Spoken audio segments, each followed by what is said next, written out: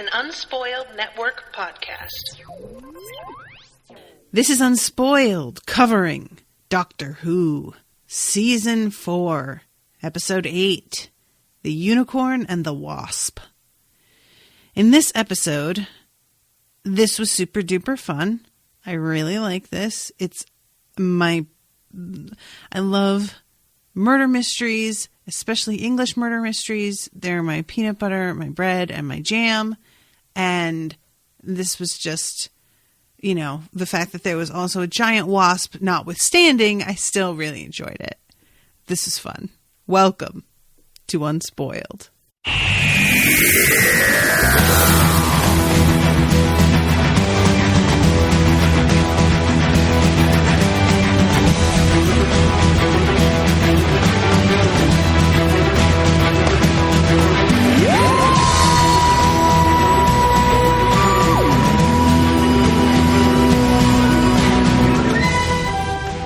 Welcome to the show, everybody. I am Natasha.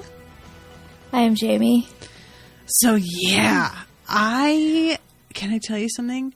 When this episode started, I immediately was like, oh my God, this feels like an episode of Poirot. Like, why is it like the house, the way all of the characters are being introduced and how all of them just seem like a little bit too nice and everything is like, and then when the guy is literally in the library and like, my God, it's true, secret all these years.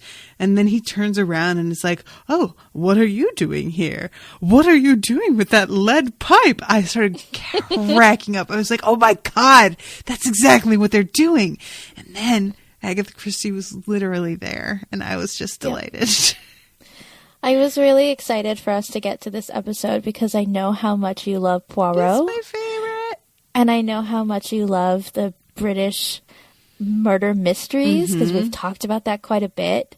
And this episode also is just so fun that I'm so excited to get to this. There are several actors in this episode that have definitely been on Poirot also. Really? Yeah, most have. So if we did a bingo that was those British actors that show up on Doctor Who, we probably would have had a bingo by now. Yeah, most certainly. The girl who plays the unicorn, I have to double check who she was, but I'm almost sure that she was on also. That's Felicity Jones. Wait. She's from Rogue One. Oh, yeah, that's how. Okay, because I know that I knew her when I saw her in Rogue One. I was like, she's been on Poirot. And I only watched that movie the one time, so I don't have a very good memory of her face. But, advertising and everything, so of course I have some. That's part of where that's from. Yeah, she was Oscar nominated for, I think it was that movie about Stephen Hawking. Never saw it. I never saw it either. It was with Eddie Redmayne. He won an Oscar for it. Oh, right. I remember hearing about that. I believe she played his wife in that. She's well known now, but when she did this, she was still, I think just doing British TV and hadn't broken into movies just yet. Gotcha. Yeah, so and my other favorite thing about this episode is how completely shameless and awkward they are about trying to shove Agatha Christie novel names into the dialogue. Yeah, it's everywhere. It's excruciating. There's a couple of times where it almost works, but even when it almost works, and I didn't even know the names of a lot of these novels until I stopped and was like, that sounds weird. They're trying to do something there. Hold on. And then I went and looked it up, the one where she's like, they do it with mirrors. And I was like, they do what with, what are you fucking talking about, you weirdo? And of course I went and looked it up and that is one of them, but I had not heard of that one. Yeah. Have you read any of her books? I only have ever read And Then There Were None. Everything else that I have consumed of her has purely been through television and movies. Yeah, I haven't read any of her books, but I really want to because I love a good mystery, and she is sort of like the queen of them, you know? So you're not wrong about all of the names. There is a list on this. Okay, so they mentioned Miss Marple and the murder of on the Orient Express. Obviously, everybody knows that one. Appointment with Death. That was like one of the worst pieces of dialogue. There's the reference to Sparkling Cyanide, which ends up being the name of a novel later. The Man in the Brown Suit was a thing, and the Doctor wears a brown suit throughout the entire episode. Dead Man's Folly. Death is an End. The Body in the Library. Right, yeah. Cat Among the Pigeons is something one of the servants says about the murder. The Secret Adversary. Oh, I didn't catch that one. Okay. I didn't either. N or M, which is the Doctor's question to Agatha about the little piece of paper she found. That's the name of one of her books. That's pretty good. That's a good one. Why didn't they ask Evans? The professor remarks before he dies, why didn't they ask Heavens? Which... Really? They do it with mirrors. Appointment with Death. Cards on the Table. Yellow Iris, which is a story included in a compilation of stories. Okay. And which is something that the Doctor says he spikes the soup with pepper to smoke out the Vesper form. And there's a vase of yellow irises on the table. Oh, okay. Cricket House. Endless Night. Taken at the Flood. Yeah, that one I caught too. The Moving Finger, which is sort of shown with the Doctor pointing at different people. The Murder of Roger Ackroyd, which was the book that Lady Edison was reading. Death Comes at the End. Oh wait, Death Comes as the End is what it's called. Right. And then The Murder at the Vicarage, which the Doctor sort of mangles that. I forgot about that. That was at the end, and he tries to drop it in there, and Donna looks at him like, at the Vicar's Rage. Yeah. Donna's like, no. And Death in the Clouds, which is the book that the Doctor shows Donna later. Right. And then 10 Little Indians, and Then There Are None, has a thing with bees and cyanide. But it's not actually name-called in any way. Also, the original name to that is offensive. Oh, yeah, and it's horrifying. Really makes me upset. Yeah, if you look back at the evolution of the title of that book, it really went through a lot of stages of being offensive. It started off horrifically offensive, and then it was like, oh yeah, we're not going to be so offensive that you can't print the word out anymore, but we're still going to be very offensive. And it just finally reached to, and then there were none. And I think it's now the poem that's in it is 10 little soldiers. They've changed it to, but yeah, there was a real series of changes that went on and missed the mark a few times there. Yeah. But yeah, so I'm really happy that they nailed the opening so well that I immediately sensed what they were doing and didn't realize that it was on purpose. That is just so delightful. I was talking to Owen about it because I had watched it earlier, and then him and I went out and I was talking about it with him, and I was saying that there were definitely characters in the show who had been on Poirot, and he was like, did they have David Suchet? And I was like, oh, I wish they had David Suchet. I would have fucking died. He would have been, I don't know, he could have been a pretty good husband pretending to be in a wheelchair, I guess. Is that who plays Poirot? Yeah. Okay. And he's just delightful. But yeah, so, okay. We start off with this house. Also, I always mean to look this up, but I think the house in this episode is the same house from Poldark. Which, if anybody feels like checking on Misselthwaite Manor for the last one and this one for Poldark, I would be obliged. Maybe I need to do that for research reasons. Truly research. Need to get back into Poldark because I've only watched the first season, and it's just a shame that I haven't finished it, considering my undying love for Aidan Turner. Bless him. So, yeah, this fucking... And especially that opening line where the priest comes in and he's like, you're supposed to be relaxing. All this work will be the death of you. And I was like, what are you doing, show? And then he steps away and the doctor and Donna are right behind him. And she's like, are you serious? We're doing a party in the 1920s? Yes, this is rad. I was like, yep. You can tell it's the 20s by how the air tastes. Oh my God. And she's like, or it could be that this is the car that gave it away. I like to think, like, I am going to just keep building on this whole idea of the doctor being a fraud and that concept, and that's going to be one of the things. I love her dress. Yeah, it's delightful. I really enjoy her dress, too, in that it really does look costumey in comparison to what the other women are wearing, you know? It works, but really when you look at what she's got on versus these other women, she doesn't fit in perfectly. It looks like she's wearing something that was labeled 1920s costume in a closet somewhere. Yeah. So yeah, what is the name of this dude that's in the it's something Peach? Professor Peach. That's right. Professor Peach. Oh, so great. Professor Peach in the library with a lead pipe. So, question. Wait. Can I just say something real quick? Yes. When he says, I say, what are you doing with that lead piping? And then the camera goes up and we get to see his face as the thing drops down. That is exactly a thing that happens in Poirot all the time. Somebody will literally be like, my dear, put that knife away. What are you playing at? They're fucking here to murder you, you idiot.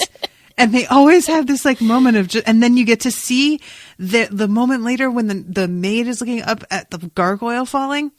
These people have every chance to run away and get out of the way. Every time. It's like slow motion. You can tell they had 10 full seconds to just step to the left, but they have to stare at it as it comes for them on camera. And I love it. It's so stupid, but I don't care. It's so funny and I love it every time it happens. So I'm really happy that they did that too. Okay. I'm sorry I interrupted. What were you going to ask me? So Professor Peach sort of evokes Clue. Mm-hmm. And in some of this trivia, it made references to Cluedo, which my question is, and maybe British listeners can answer this for me. I don't think Cluedo was that a book that was turned into the game of Clue? I thought that it was always a game. Hold on. Was it always a game? Let me look. Cluedo, Wikipedia, known as Clue in North America, a murder mystery game devised in 1943 by Anthony Pratt. The game was first manufactured in 1949, blah, blah, blah, blah, blah. I'm trying to find history. Here it is. Nope, it started off as a game. Yeah. Okay. An English musician applied for a patent. Originally for a game named Murder with an exclamation point. I love it so much. That's great. Why Cluedo? I don't know. That's really stupid sounding. Like I'm looking at the box or the original box design. I have no idea why it would be called that. I love that game. Originally marketed as the great new detective game upon its launch, quickly made a deal to license the great new Sherlock Holmes game from the Sir Arthur Conan Doyle estate. Advertising at the time suggested players would take on the guise of Sherlock Holmes following the path of the criminal. Well, it does evoke Agatha Christie novels and Sherlock Holmes and the whole like British manor murder mystery. So yeah, most definitely. I'm loving reading about all of like the original things that wound up changing. The 10 characters originally were Mr. Brown, Mr. Gold, Miss Gray, and Mrs. Silver. The characters of Nurse White and Colonel Yellow were renamed Mrs. White and Colonel Mustard for the actual release. And then some of the weapons that I don't necessarily think are used anymore. Well, some of these might be. There's a bomb, a syringe, a shillalach. I don't know how do you say that, but it's in parentheses next to it. It says cudgel, fireplace poker, axe, and poison. Some of these unused weapons and characters later appeared in spin-off versions of the game. A bomb. Very subtle. Nice. So that's fun. This makes you want to play it. There's a Harry Potter version now. Oh, that makes sense. It's probably really fun. That's one of those things that I'm like, I feel like I just like the original, especially because there's a movie of it as well. It's just so what a good. great movie. That movie is so funny. So yeah, the murder of Professor Peach in the library is just such a great moment. It's still not quite as good as the murder of the maid later, because that is just classic. Her just standing there as this thing falls at her, and her like still getting a couple of words out. You know, that poor baby. It's just, this is all just so good. It's so well done. It just tickles my heart. But yeah, his eye, like his face splits into like 7 different facets, and then we see a fucking bee, it looks like, and you find out later it's actually a wasp. Now, this wasp is holding lead pipe? Am I to understand? Well, it's a person that turns into the wasp. Yeah, but you see the wasp, and then it cuts to the shadow of somebody holding a lead pipe.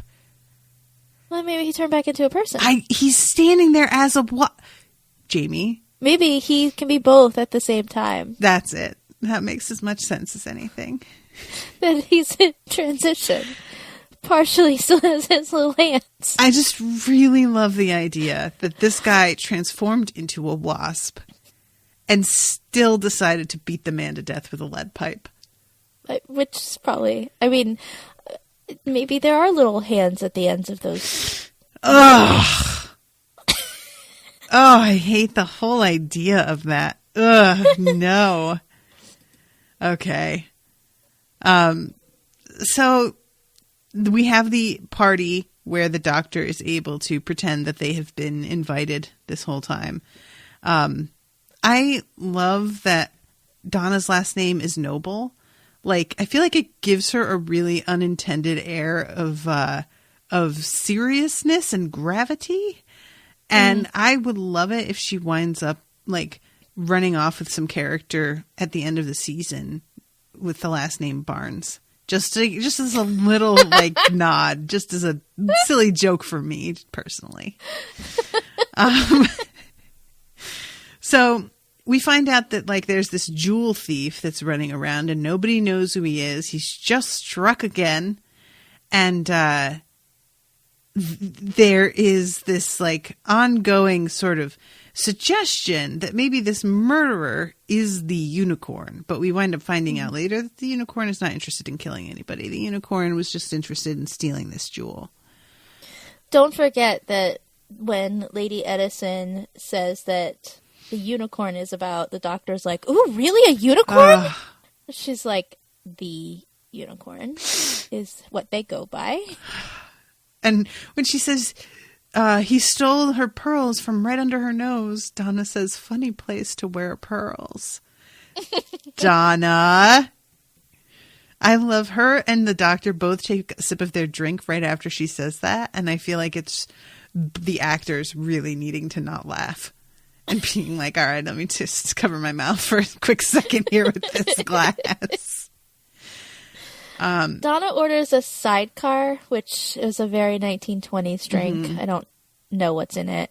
Shall I check? You can if you want. I used to have a book of drink recipes that I never actually made a single drink from, but I remember reading about a sidecar. I had always heard that a sidecar was just like extra alcohol on the side. I didn't realize it was its own drink. Traditionally made with cognac, orange liqueur, and lemon juice. Oh, that sounds good. That sounds nummy, yes. Yeah. And the doctor gets a lime soda or something? Sure he does. I don't know what that is. What a doof. Can't even have a gin rummy or something. I don't know what a gin rummy is. Is that a thing? That's a card game. Is that just a game? It's not also a drink? I think it's just a card game. Hold on, I'm going to look up gin rummy drink. Nope, it's a drink. Gin Really? rummy cocktail, fresh orange juice, brandy, lemon juice, grenadine, and orange slices. There's no... And Wait, rum. was there gin in it? Juice, and rum, gin, brandy, lemon juice, grenadine, and orange slices. So it's like almost probably going to have the flavor of a bit like sangria, I would think, except for the gin. Interesting. That sounds kind of good, though. Lot. I have all that stuff. Gotta think about that. You have brandy? Yep. Never know anybody to have brandy on hand. Yeah, I tend to, I don't have cognac, but I have brandy, I have gin, I have rum. Brandy is for the sangria that I make. So it's cheap crap. But anyway. Look, every aspect of this episode involves things that I like. We've got beautiful clothes. We've got this gorgeous house that they're all having this little gathering in the garden in back. And so you get this like backdrop of this fucking estate that's just so stunning. Everybody is gathered around these like tables that have these huge tulip arrangements in the center that are so beautiful. They're all drinking amazing cocktails, and everything about this is just like, it just speaks to me. This is where I want to live. This is how I want to be, Oh, and of course there's Davenport, the butler, who is banging what's-his-face. And there is a series of moments with them like exchanging basically eye-fucking in front of everybody and thinking that they're being really subtle. And everybody's like, dude, we all know. We've been knowing. Yeah. Donna's like, all the decent men are on the other bus. On the other bus. I never heard it put like that. Me neither. His name is Roger. Okay, thank you. Yes, Roger. That's my dad's name, so it's hard to forget for me. And so here comes Robina Redmond. I have never heard the name Robina. Me neither. I like it, though. I love it. And she's wearing all red because she's Miss Scarlet, right? Like, I feel like that's what we're doing. Sure. I didn't put it together, but it's not. I'm sure it's intentional. I feel like everything actually in this episode is intentional. Yeah, her husband being he's a colonel, right? Yeah, he's Colonel Hugh, and he has the mustache and everything, so he has a very like Colonel Mustard sort of look. I don't remember. There's not a priest, is there, in the game? No, I think there was originally. Was what I read. Oh, okay. There was a Reverend something. While you continue to talk, I'll go back to my little clue part on this. Okay. I'm trying to figure out because, like, there's Mrs. Peacock and... Okay. Go ahead. This actually has characters that resemble Cluedo characters. So Clemency Edison resembles Mrs. Peacock. Robina Redmond resembles Miss Scarlet. Colonel Hugh Kirschby resembles Colonel Mustard. Mm-hmm. Professor Gerald Peach resembles Professor Plum.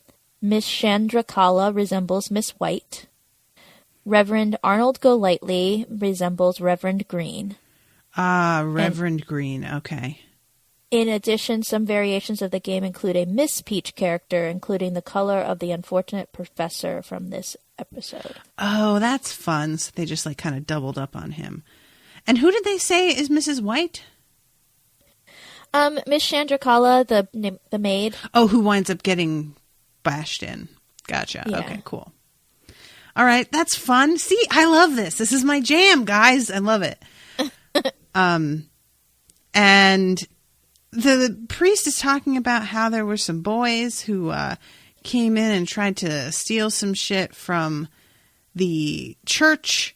And these guys were very bald-faced. Like, they just fucking waltz on in there in the middle of the damn day. He says something because they're trying to use the the title of one of the Agatha Christie books, like something in the night, Thieves in the Night, or I don't remember what it is.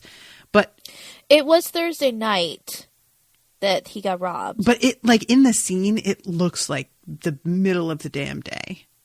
You know what I mean? There's like weird light coming in from the windows and stuff. Like, but yeah, he is saying how he like showed them forgiveness and forgive them their trespasses, and literally, oh my God, some of these young boys deserve a decent thrashing.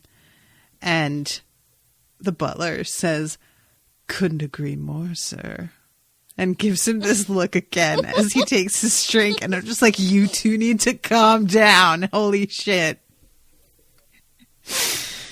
Apparently, one of the footmen, which is one of like the people letting people out of cars, was played by David Tennant's father.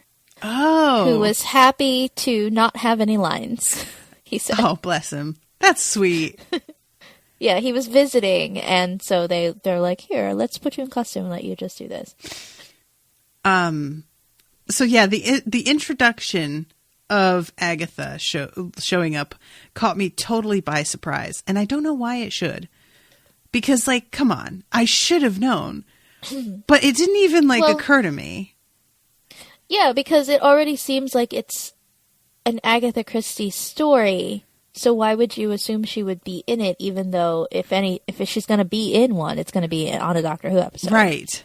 Yeah, because they frequently do, like, literary figures and historical figures and whatnot, and I was just like, fucking duh, Tosh. They even have Donna say, like, oh, Agatha Christie in a murder mystery. What's next? Charles Dickens with ghosts at Christmas. Oh, I missed that she said that. When did she say that? I can't believe I missed remember that. It's she said something about it's like somebody named Knob at one point, or Naughty. Naughty. And I don't know who she was talking about with that character. I don't either. Having tea with Naughty. But yeah, it's like once the murder mystery starts, she makes that comment to the Doctor, and he just like kind of looks at her and doesn't say anything. I think maybe he even does a, well... Oh, here it is. Naughty is a fictional character created by English children's author Enid Blyton, originally published between 1949 and 1963. Naughty was illustrated by the Dutch artist Ilko Martinez ten Hampson van der Beek. Wow. Places I wasn't expecting. That fucking name just kept going.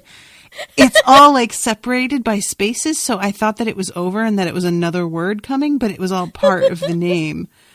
Holy crap. It was like you were surprised there were more syllables coming out of your mouth. I was. But yeah, this Naughty I don't recognize at all. So no, I never heard of that. No.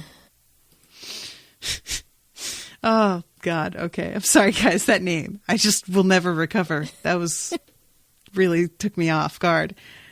I love the Doctor introducing himself and being like, I love your stuff. What a mind. You fool me every time. Well, almost every time. Well, once or twice. Well, once, but it was a good once.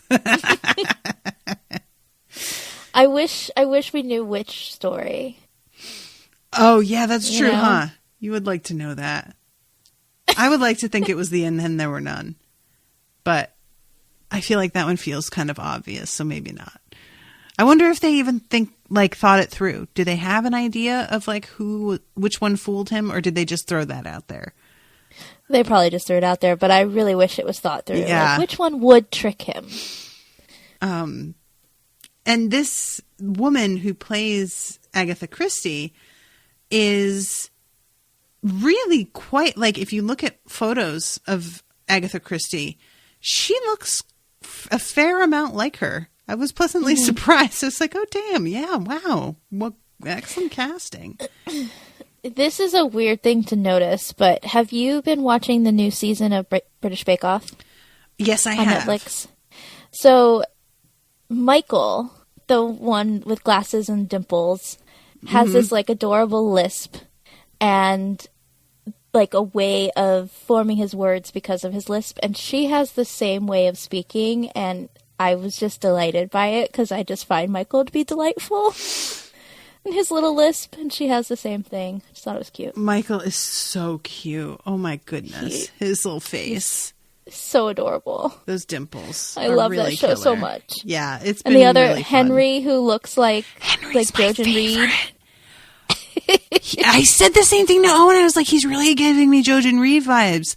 I'm so glad that you said that. But yeah, Henry might be like one of my favorite contestants ever. I just fucking adore him.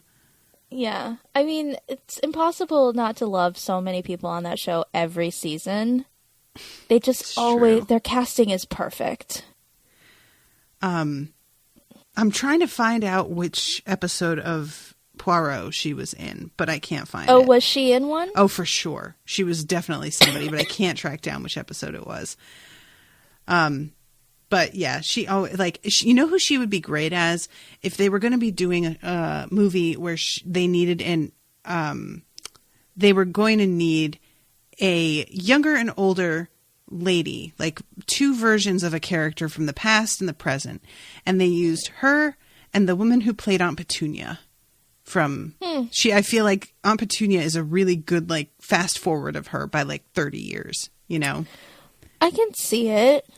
Aunt Petunia also on Killing Eve, which you've started watching. Oh, she's so good in that. I need more Killing amazing. Eve. Guys, if y'all have some money that you feel like throwing at an entertaining thing, commission some more Killing Eve for me because I need it real bad. God, I don't know how you're doing it because I fucking mainlined it.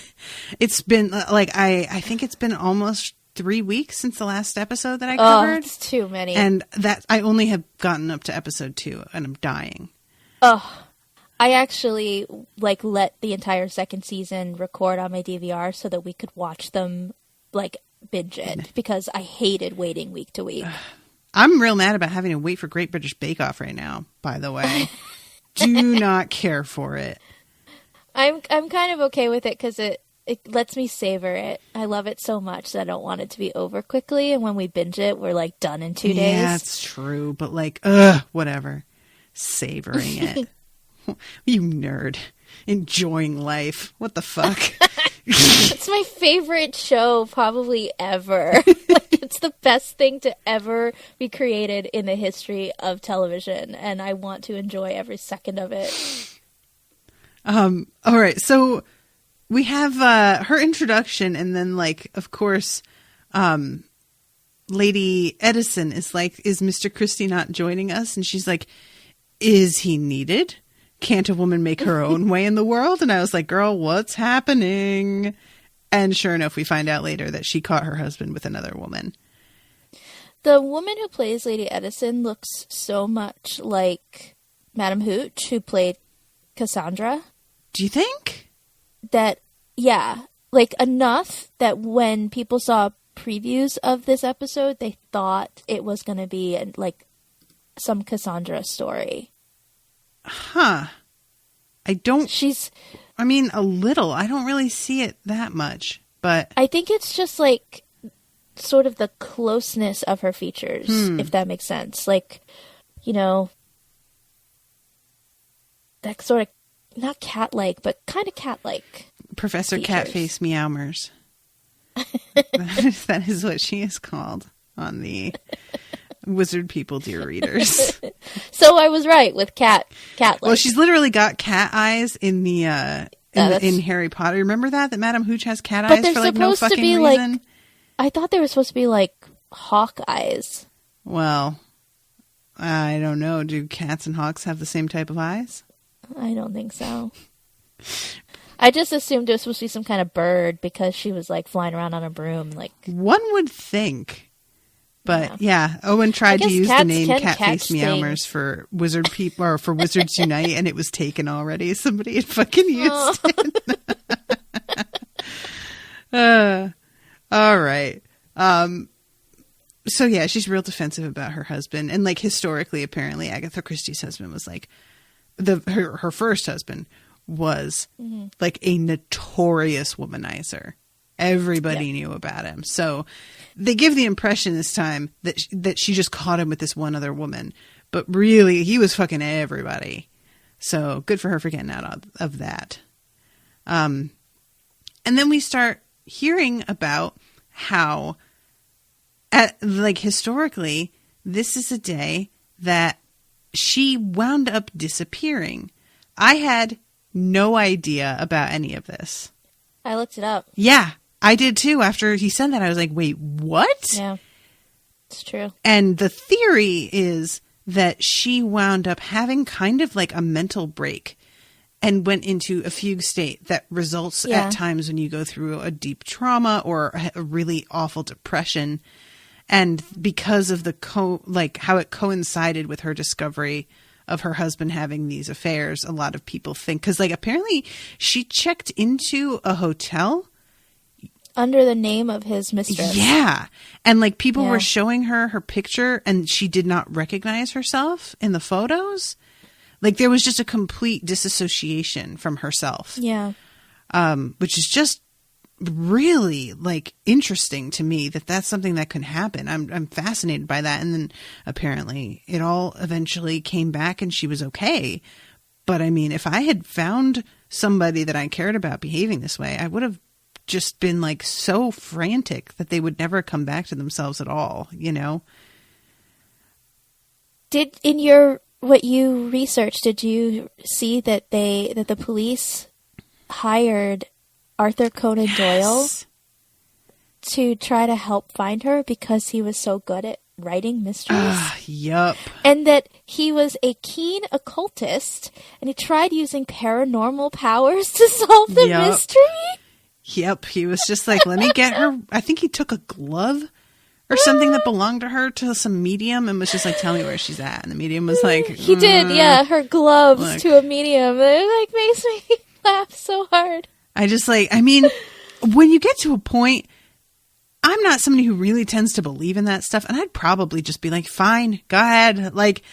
I would be willing to try just about anything after a point. But Sir Arthur Conan Doyle was also banana pants in a lot of ways. So was he? Yeah. I don't know much about him. So this when I read it, I was like, oh my God. There's a really weird episode of Drunk History that involves him that I recommend. Really? Yeah. Okay. It made me want to read the Sherlock Holmes books more than I already feel like I should. Have you ever read any? Because I haven't, and I really love a good mystery, and so I don't know why I haven't gone to the master. It's I have enjoyed the ones I've written mostly. There was one, and I'm trying to remember the name of it, but I'll look it up and warn you not to waste your time, because there's one that really goes on for fucking too long, and almost all of it takes place in Nebraska in the United States. And does not have that fun English feel to it, and it is not satisfying. I was going to say, is it the one about the Chinese dry cleaners or whatever? Because that's where I quit that show. No. That's right. I forgot about that. Yeah, that made me quit Sherlock really early. I need to go back and give it another try. That was the blind baker, was it? I don't remember. Banker? I watched the first episode, and I was like, yeah, that's all right. I'll watch the next one, and the next one was so boring. I was like, this isn't for me. Yeah, that's fair. Just quit. So, but I keep hearing that it gets better, so I want to give it another try. All right, so they wind up being all noticing at the same time that Professor Peach has not come back outside. And somebody goes to try and find him, one of the maids, and he is beaten to death on the floor in the library, and everybody is horrified, and Agatha sees something on the ground and hides it, which I really don't know why she did this, because it makes her look so very guilty. Really guilty. Very, very suspicious. I didn't get a guilty vibe from it. I thought it was she likes a good mystery and maybe was trying to one-up the man here who said that he is from Scotland Yard. Ah, got you. Okay, that's fun. I didn't realize that was because I like that explanation, because otherwise I was just what are you doing? Just fucking taking evidence out of the scene, lady. Why are you...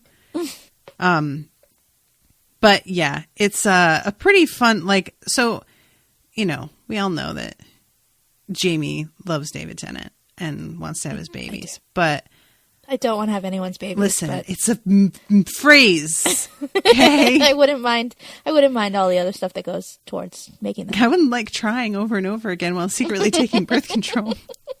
Secretly. Well, he has to be under the impression that, well, we're just going to have to try again. I'm sorry. Look, his wife has given him plenty of babies. But I have, been saying that, like, he's just not really my type. Mm-hmm. The moment that he looks at Agatha and tells her that he saw her pick up that piece of paper, and she tells him that was because he said, she was like, you weren't even facing my direction. And he was like, I saw you in the reflection. And she says something like, oh, well, that's very clever of you. And he gives her this like half smile. And I really had to stop and be like, whoa, all right, there it is. Like, it wasn't, I'm going to find this and screenshot it real quick. Okay. But yeah, that was a moment of just like, oh yeah. He says something about having gone to like see Charlemagne. He's searching for Charlemagne in Belgium. Is this like them trying to tie in another like book title? Because I don't understand this aside. No, I'm wondering if it's actually, well, no, because it shows him doing it. So I was at first thought like maybe this was something that happened in a like old Doctor Who episode that they're referring to, but then they show like him thinking about it, and it's 10.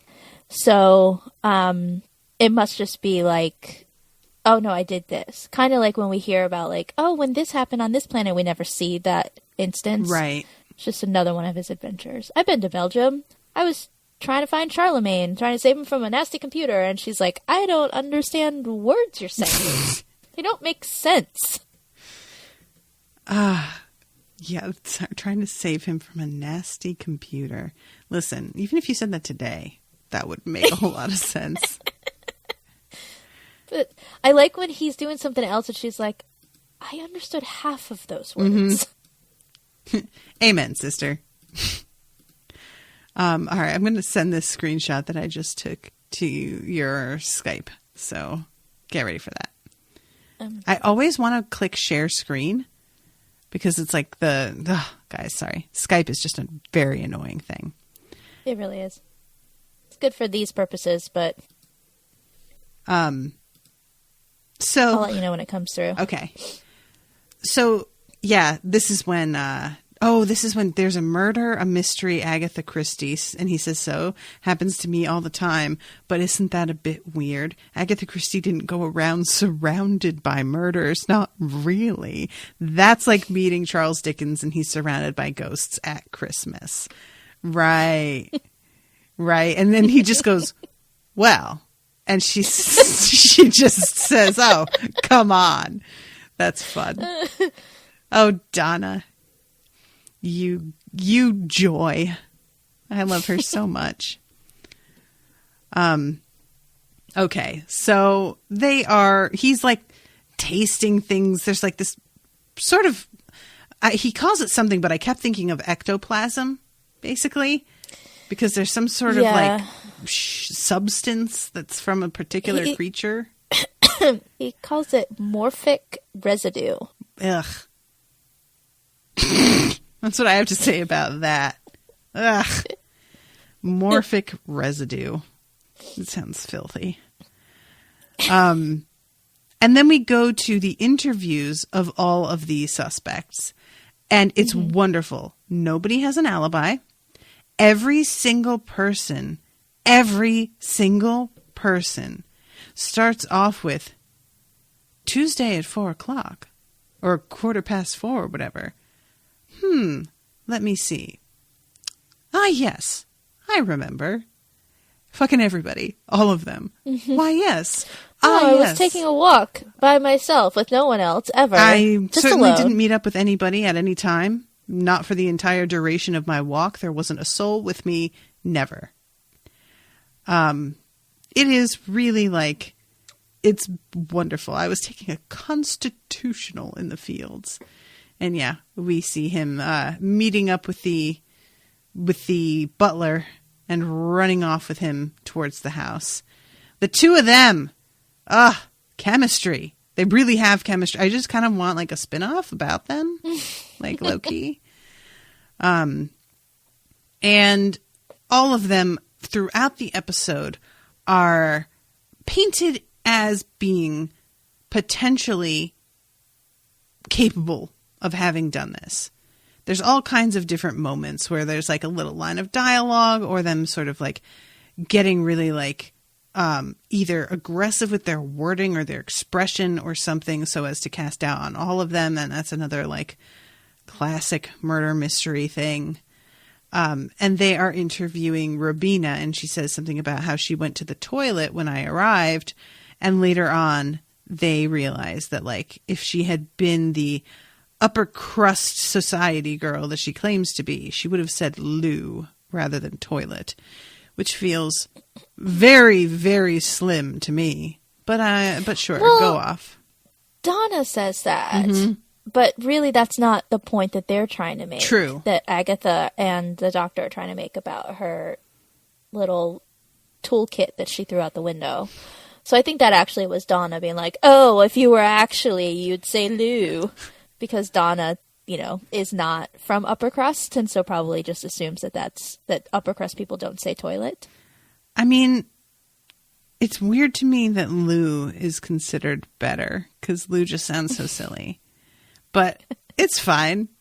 I don't understand language at times. Like the things that we decide are like more acceptable than other things just really do feel so arbitrary. But also the fact that the British just call the bathroom the toilet in general is also terrible. And I'm surprised hasn't led to some like pretty serious misunderstandings along the line at some point with people. Because just being like, oh, I was in the toilet. Like, you sound crazy, but it's fine. Yeah. She is so pretty, by the way. Every time that she was on screen and she was talking, she has the most perfectly shaped lips I've ever seen. I want them. And Felicity Jones? Yes. And she has this like dewy skin. Ugh. I hate her. So why do they call it the loo? I don't know. Somebody wrote this thing out saying the reason that the English loo is so named because the toilet was commonly located in room 100 of buildings, and the two loo and 100 look very much the same. In room 100 of buildings? What the fuck are they talking about? What building has 100 rooms? Another popular theory is that when people flung their potty waste out of windows, they would shout, "Gardez loo," which is French for "watch out for the water." We probably get the word loo from this expression. I don't buy any of this. Nope. Wikipedia backs this version, but that doesn't necessarily mean anything. Wikipedia backs this version. I like the idea of them getting invested in one explanation over the other. The word appears to originate no earlier than James Joyce's usage in Ulysses in 1922, where he says, or a character says, "Oh yes, mon loo. How much cost Waterloo, water closet?" So perhaps Joyce came up with it. Okay, I can deal with that. That would make more sense to me. There's a lot of different reasons of why it could be just shortened from something that people said. Well, or yeah. Bathroom just sounds better. There's a bath in there. Going into the toilet, like the toilet is the thing. Come on, guys. What do they differentiate when they're trying to say bathroom versus like there's something wrong with the toilet? If you call the whole room a toilet, you're not even like being specific about what's wrong. You know what I'm saying? Yeah. Like you just it's not specific enough. Yeah, I don't know. I'm sorry. Unless there's a lot of bathrooms that just have a toilet without a bathtub in it. I don't know. Maybe that is. I've never really put this much thought into why it's called a bathroom everybody. over a toilet. All right, so we do need to get on a bit. Yeah. We have the maid who knows the secret about her baby starting to realize that maybe this guy was asking about something specific and is like, oh, I need to go and talk to my lady.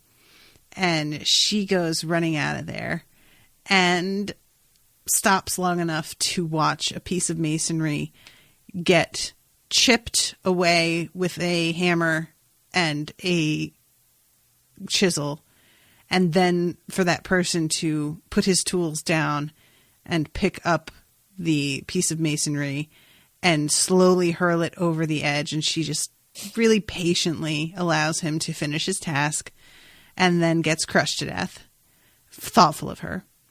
And then when they go out, she mentions something about that poor baby, that poor little child. Mm-hmm. And of course, there's the talk about the malaria that she had and how she was locked in that room for 6 months, which raised my my eyebrows a little bit. But also there was the fact that the colonel had an illness that caused him to be bound to the wheelchair. And I kind of wondered if they both weren't secretly dealing with some sort of otherworldly illness that had come upon them. So I thought that they were related, but it turns out that she was pregnant and he's just faking because he's afraid that she'll leave him if she thinks that he can get along without her. So he has made himself sort of dependent on her so that out of pity, she will not leave, which, because she's the one with money. Right. Well, weird flex, bro, but okay. It's in that room that Donna encounters the giant wasp. Which, what are you doing, dude? Why is he out here flying around as himself in wasp form, trying to attack Donna in the middle of the damn day? What are you doing? And she was trying to help. She's like, oh, I hear you, little bee. Let me let you outside. Right. And then she opens the windows and it's this giant wasp. And he's like, all right, I'm going to try to sting you.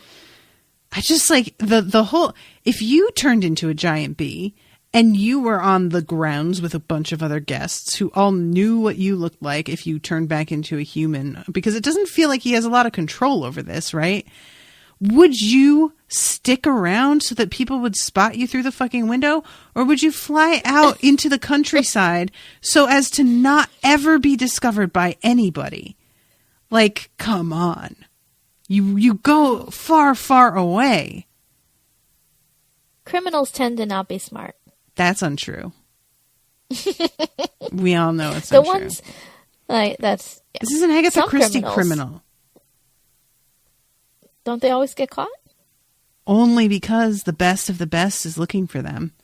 Ah. That's what happens, is that they, a lot of times they've been getting away with it for ages because Scotland Yard is full of dum-dums who don't know how to do their jobs. And finally, Poirot comes in there and it's just you idiots, get out of my way. Obviously, she has a gold thread around her wrist, which means that she was in such and such at this particular time. And that obviously points to the fact that she murdered him at 11 this morning. And they're just oh, wow, that makes sense. That's actually very similar to Sherlock Holmes, is it not? At times, it's Poirot is a little bit more, because Sherlock Holmes tends to use a lot more physical evidence. Poirot, in my opinion, is much worse at his job in that he uses a ton of assumptions. So he'll just be well, you did this obviously because you are somebody who has a rational mind, and the rational mind would have done such and such. So this leads me to believe that you are not, in fact, a professor, as you have said, but in fact, such and such. And, it's all this complete leaps to conclusions.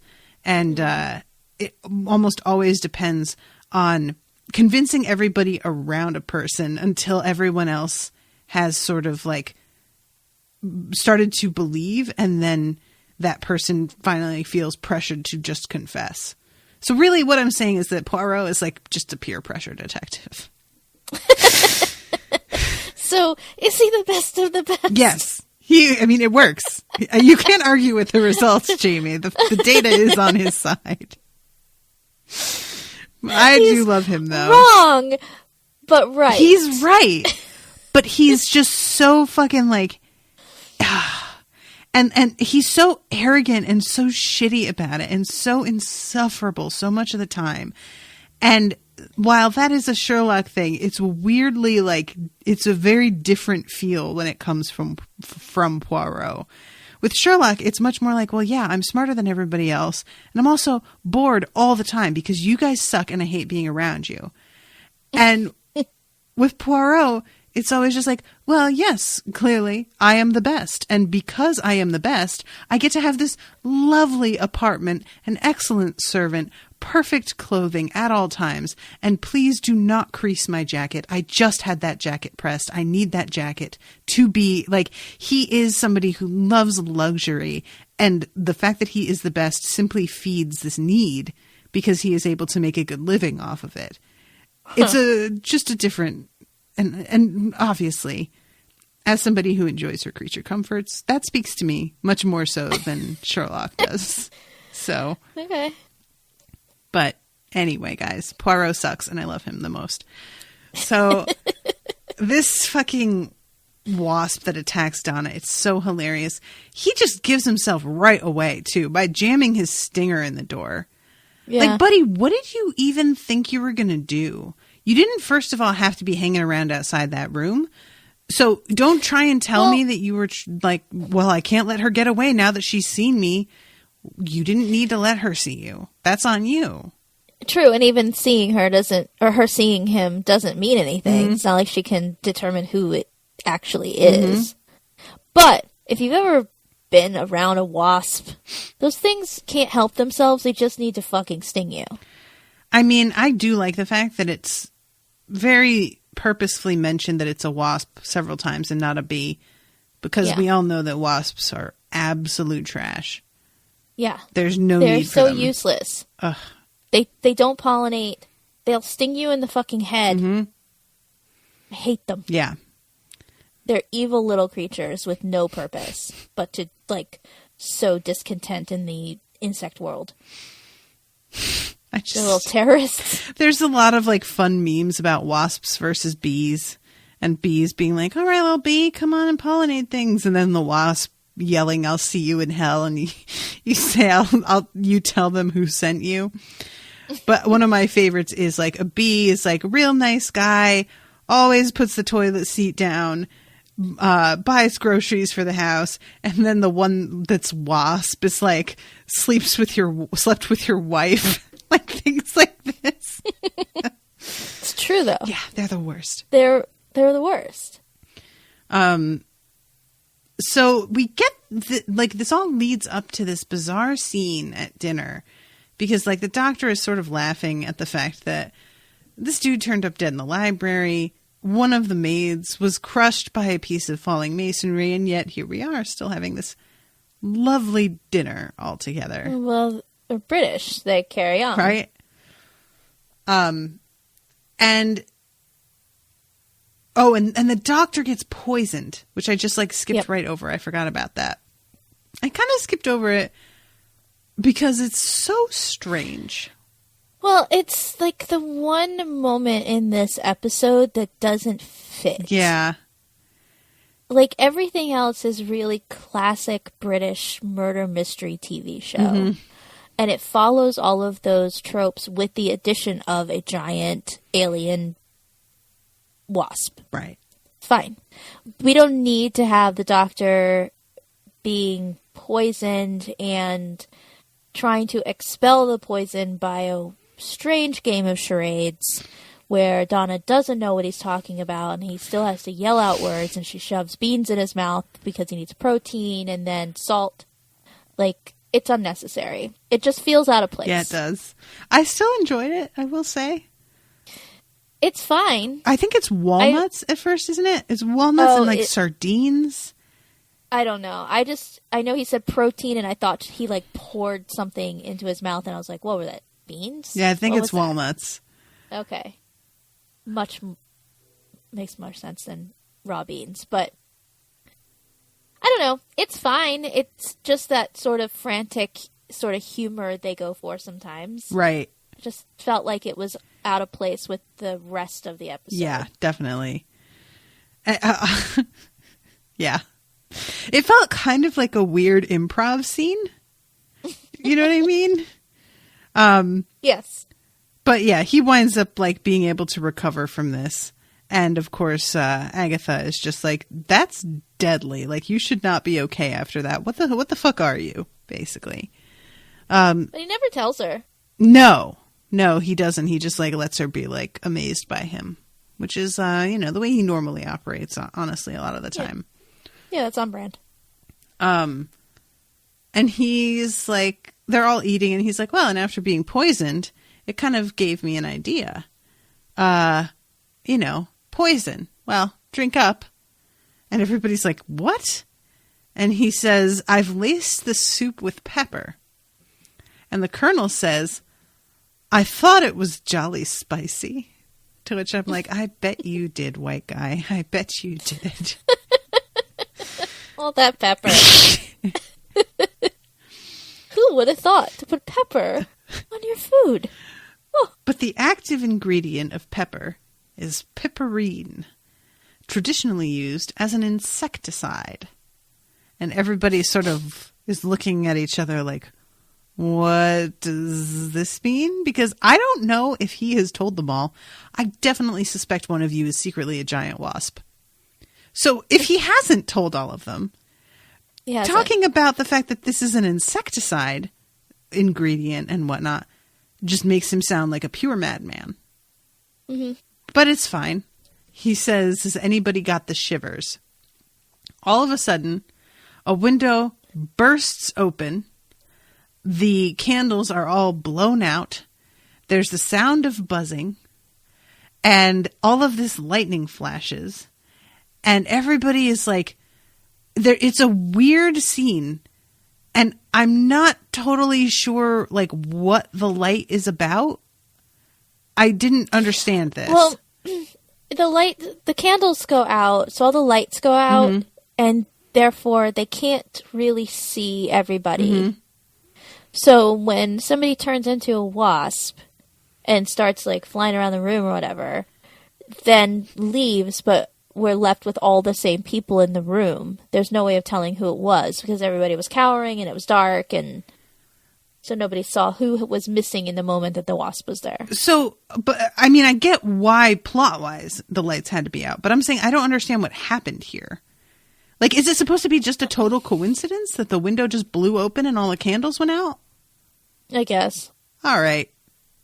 Yeah, all right. That's... Yeah. Like, the lightning flashing in the room would put many club strobe lights to shame. Like, this just is not anything that makes sense, but it's fine. All right.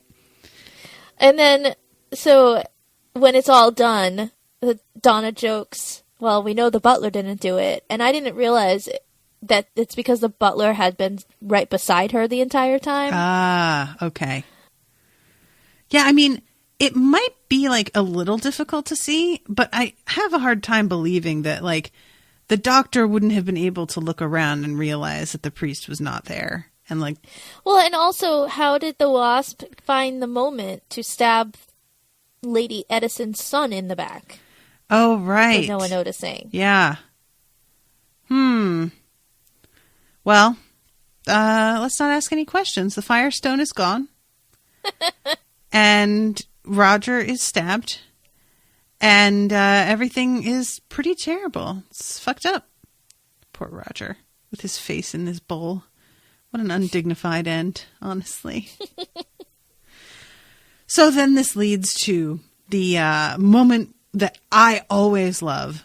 And by love, I mean can't stand. In Poirot, where he stands up and goes on and on with this endless speech before finally telling us who the fucking murderer is. Oh my God, get to the point.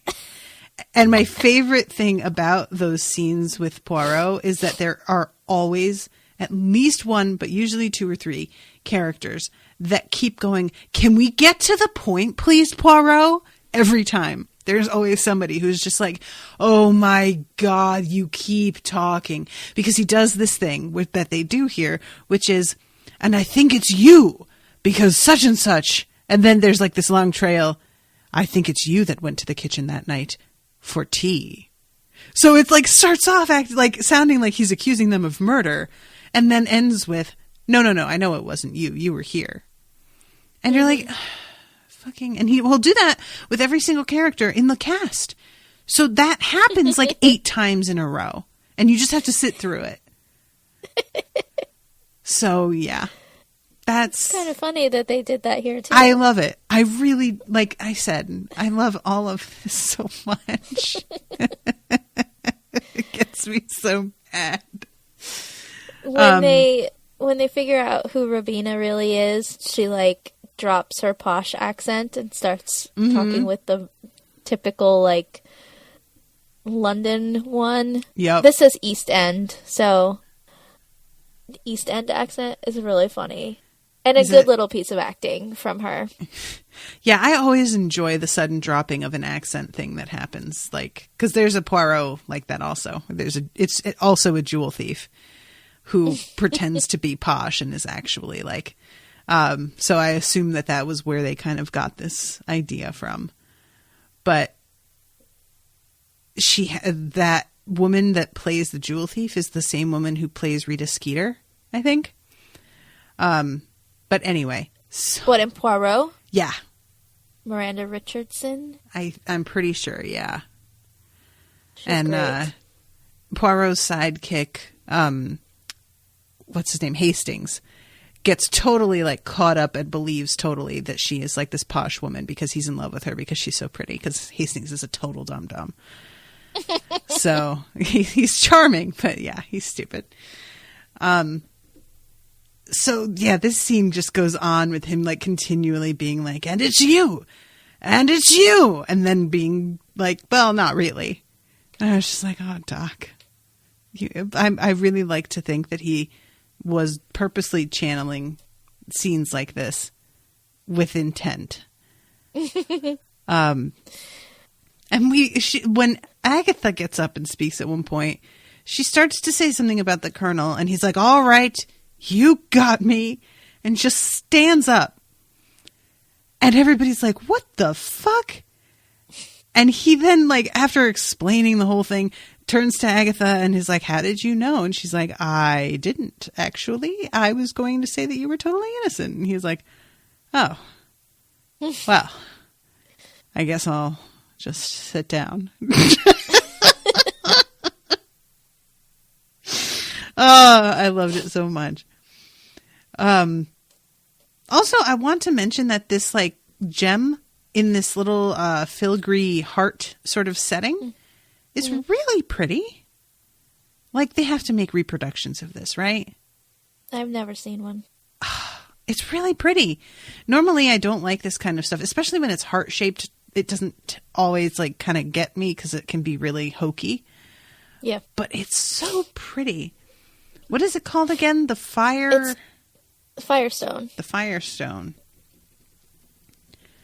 I'm looking it up. And I expected it to be more red, but it was really more purple. Yeah, that was part of, I think, what kind of surprised me was that I expected it to be red. Because they had talked about it more than... They I don't think they showed it. Did they? Not right until it gets held up when Robina gives it back. That's when we really see it. Nope. They don't make it. Oh, I'm sad. I really thought that when I Googled that, I'd be certain to get something. It's just not as popular as something like The Heart of the Ocean, which they do make replications of, which I have one. I mean, like... It was a gift. Have you ever worn it? No. Please wear it. Please wear it with all sincerity. I beg you. I'll wear it to your wedding. Oh my God, Jamie, wear it to my wedding. Yes. Oh, that's perfect. Okay. That's perfect. Also, wear it to medieval times with the tiara that I'm going to get for you. Oh, are you getting those for us? Yeah, I'm getting them for you. I'm getting them for you, except that fucking Sydney jumped the gun and went and bought hers already. Fucking over a year in advance. Because I had mine, like, saved to just purchase it. I didn't expect don't buy that it, you were going to buy them. Because I found some place where I can get them for way less than that website. So, oh, same ones, though? Yeah, same exact ones. Cool. It's the red one, right? The red stones? Yes. Yeah, you have to. I think I know the one, but just double check with me. But yeah. But now should I look for blue if I'm going to be wearing the Heart of the Ocean? No, Clash, baby. Okay. Just All right. fucking do it up. Wear green for your clothing. Your Heart of the Ocean is blue. Your crown is red. Get something for your wrists that's topaz or something. Oh, that is my birthstone. See? Perfect. It's perfect. Just be gaudy as... Yes. We're going to medieval times. Understated is not the order of the day. I plan on getting something with sequins all over it. It doesn't go. It doesn't matter. Oh, I do have a sequin dress. See? Is it green? No, Damn. it's like multicolored. Oh, even better. It's in my profile picture on Facebook because it's the dress I bought for Hamilton. Hold on, I'm looking. It's like straight out of the 80s. Everybody it's is amazing. so bored. I'm sorry, guys. Nobody cares. Everybody's like, we're not going to your wedding. We don't care what she's wearing. Oh, my God, please. They will care. Oh, They yes. wanna I see love pictures. this. I can only see the top of it, so I don't know how the rest of it looks. But, yeah, wear that. The Perfect. same all the way down. That with Okay. the Heart of the Ocean. What a weird outfit. Oh, please do. Okay. Yeah, if anybody knows of a place that I can get this replica, like I do kind of want this. So, or if there's like something sort of similar. It reminds me a little bit of Raiders of the Lost Ark and the thing that they have to put at the end of the Staff of Ra in order to find the location of the Tomb of Lost Souls or the Well of Souls or whatever it is. But the medallion. So finally it comes to light that the priest is in fact her long lost son that she gave up. General Trivia has just popped up on the side and is talking about the like multiple references to the murder mysteries, which good looking out, Amazon. I really appreciate these features.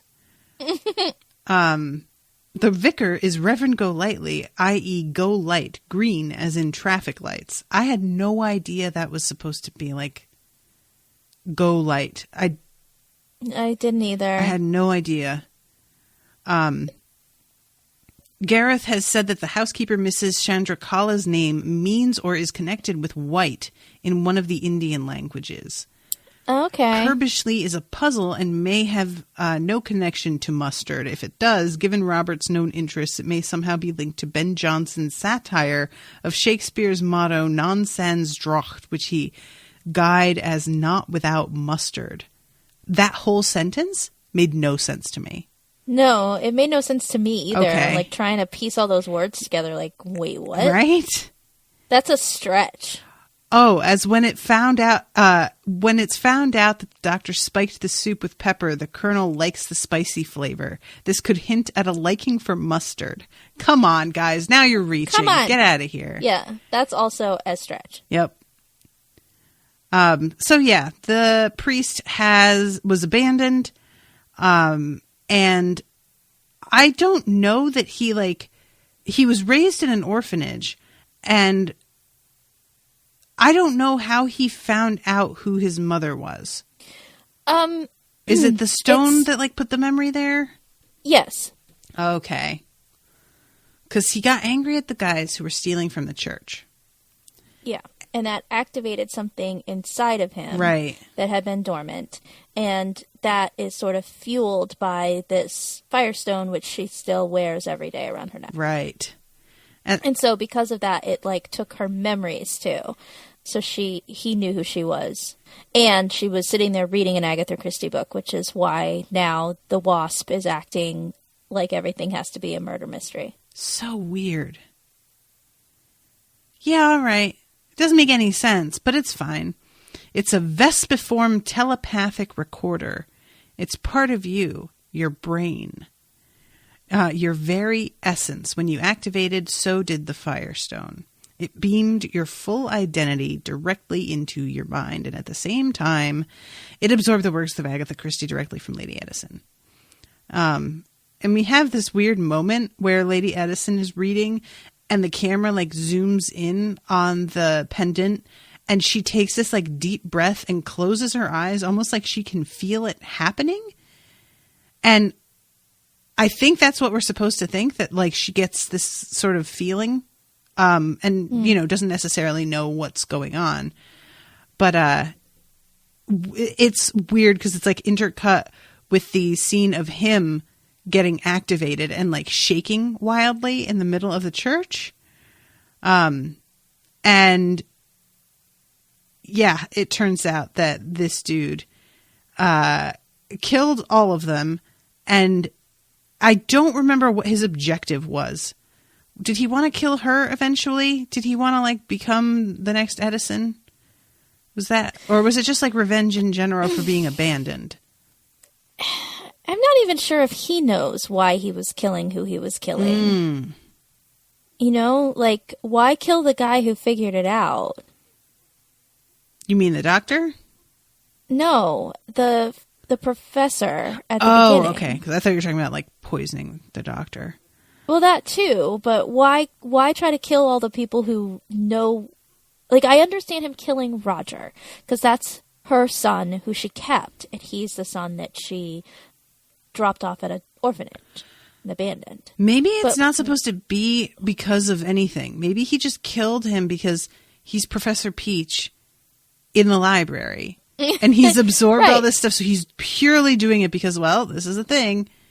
Right, and that's why, like, all of his killings the only one that makes any sort of motivational sense is Roger. All the other people that he kills are people who figured out that he was her son, or that knew. Like the maid, I have to warn my lady because somebody has figured out that she had a baby. Like, I don't think that the maid knew who it was. How could he have known that the maid knew? Right.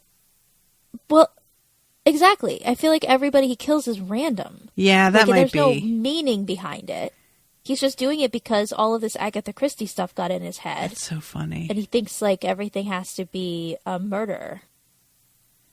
Because the guy, his father, that she fell in love with wasn't murderous. Right. No, he seemed like, I thought that was going to be, I was really worried. I thought that they were going to be like, yeah, she was totally raped by an alien. But no, she was like actually in love with the dude, and, And he was in love with her, and he gave her this thing, and then, like, drowned. Yep. So, yeah, it seems like these wasp creatures traditionally aren't violent. Which doesn't go with my wasp struck terrorists theory, but whatever. I mean, we don't need data to back that up. We all know in our hearts. It's true. But yeah, I think his motivations are basically that he just got this like murder idea in his head, but then he's just killing random people. Yeah, I think you're right, because the doctor says you're not meant to be like this. You've got the wrong template in your mind. Yeah. And it's quite clear that he isn't hearing, because at this point, Agatha has taken the Firestone and has left the premises and is heading to Silent Pool, which is the place historically where her car was discovered. And well, what? According to what I read, her car was actually at a quarry, but usually there's water near that. And Donna, upon realizing that this thing is not here to play, snatches the stone out of Agatha's hand and throws it into the pond. And the wasp just like heads straight into the water to get it. And it's so funny because it's like the light is like this pinkish purple light that's coming up. And we have seen like the pinkish purple light when they transform. But it's just such a strange choice to make it pinkish purple when you could just do yellow, like, because they're yellow. But it's fine. And Donna is watching this and says, "How do you kill a wasp? Drown him, just like his father." And the doctor says, "Donna, that thing couldn't help itself." And she says, "Neither could I." Which, a weird exchange. Is that just me? Well, it just doesn't necessarily go with what we've seen from Donna, unless she was just, purely acting on instinct of like, this thing is a giant bug that's trying to kill us. Mm-hmm. And, I know how you stop it. You stop it by drowning it. That's how you kill a wasp. Like, she's not really thinking about it having, sentience or being a person. I don't know. It is weird, though, because it doesn't seem to fit what we know about her. Yeah, and it's like, and it's, beyond just like the character thing, it's just a weird bit of dialogue. Yeah. But I'm fine with it. Like, this dude had been programmed wrong, and I don't know that there was any fixing that. And apparently it's a weird thing because, like, then all of a sudden there's this moment of, like, Agatha is connected to the thing, which doesn't make any damn sense. Just because the only way that it makes sense is that she was reading an Agatha Christie book, but, like, that doesn't really... Yeah. I guess that's supposed to be what they use as, like, the tie-in for why she doesn't remember anything later on. Because they're trying to make it, like, related to the historical fugue state and the amnesia. But it really does not work. It doesn't make any sense.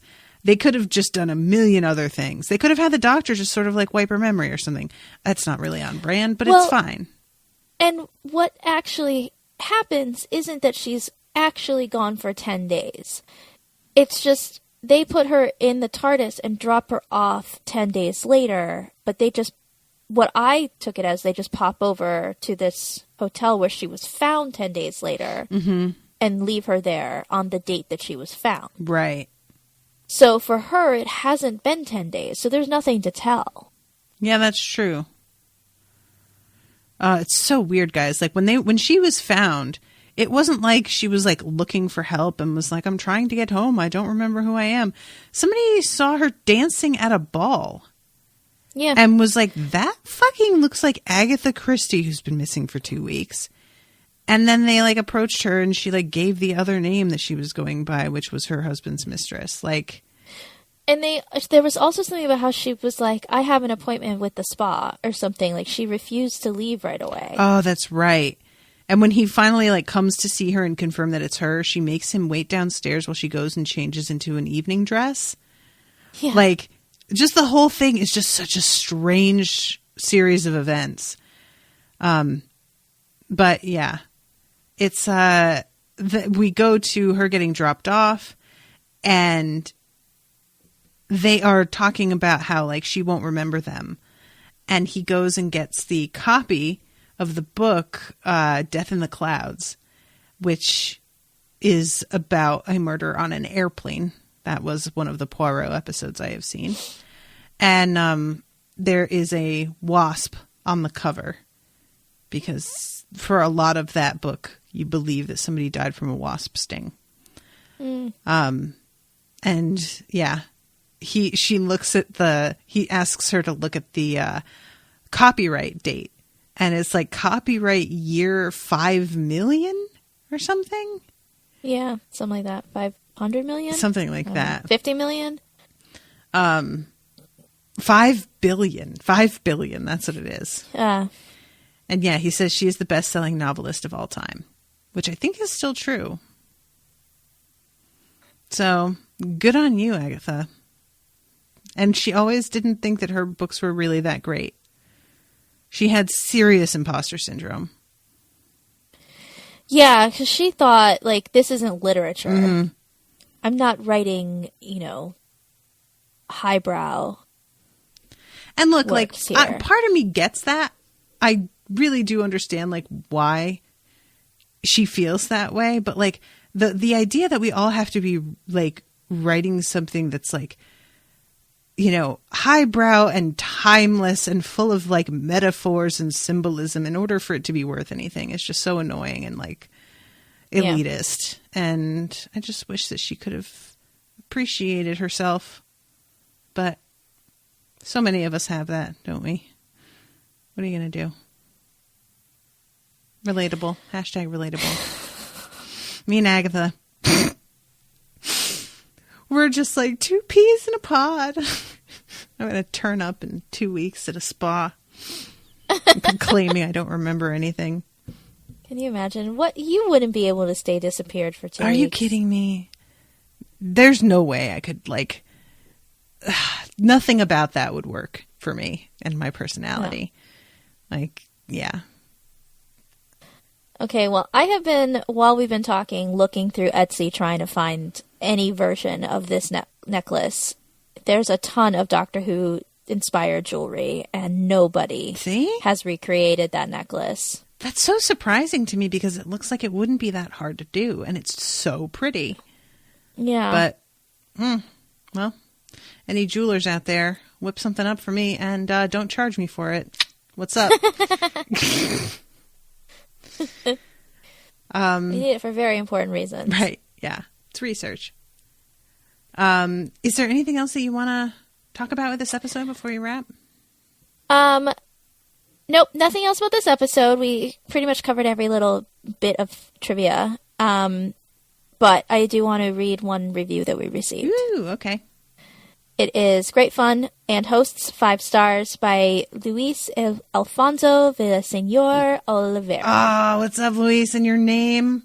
From Mexico. Luis is in our patron group. What's up? He is.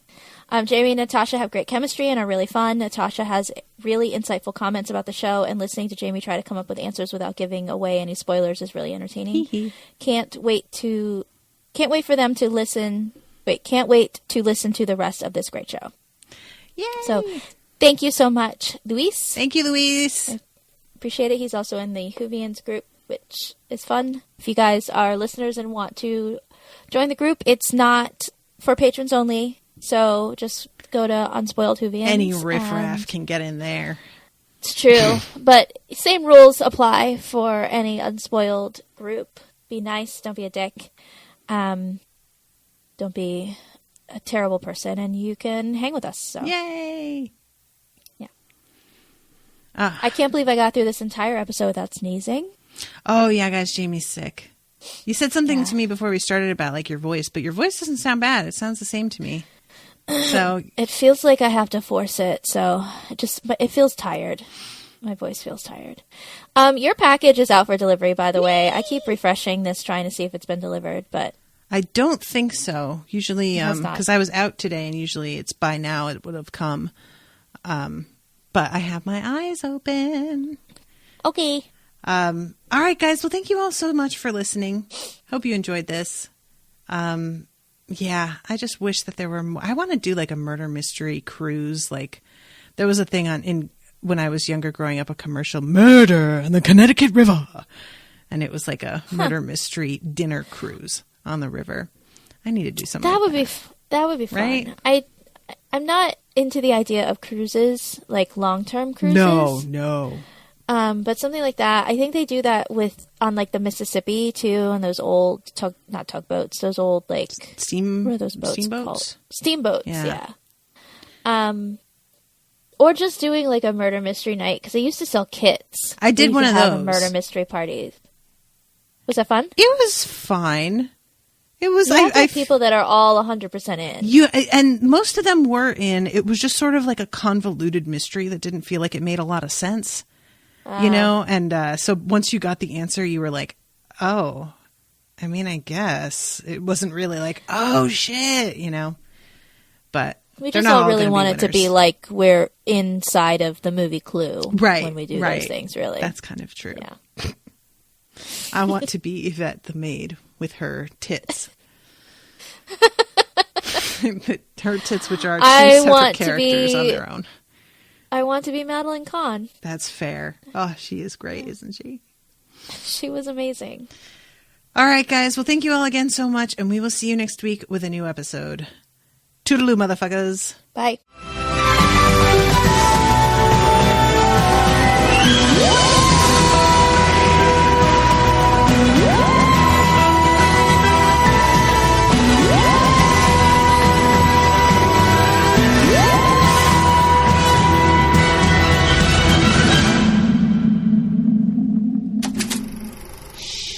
That was an Unspoiled Network podcast.